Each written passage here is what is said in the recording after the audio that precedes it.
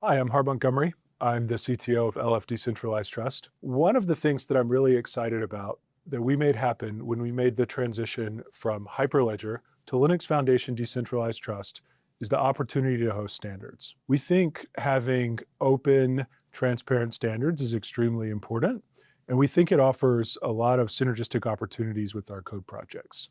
I like to use the first person project, which is an abstract project that we have that encompasses both a standards project in trust over IP and a new lab in LFDT, and is focused on proof of personhood and proof of humanity, which is also delegatable to AI agents in the modern world, as an example where this is happening right now. But we really see the opportunity for more people to come together, more people to openly and easily participate in standards around various things in decentralized identity and decentralized technologies more broadly. Having this open forum, which is what standards organizations give you, is really important to our members and our community.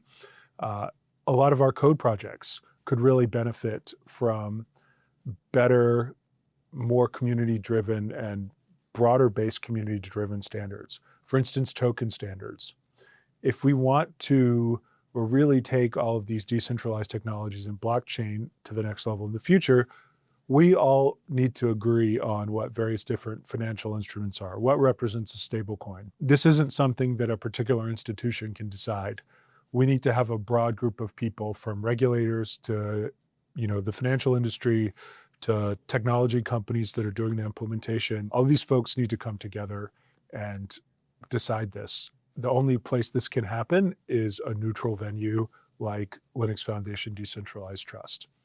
So we're excited. We think this will really move the community forward. And if you have an idea for an open standard in the decentralized space, please come join us.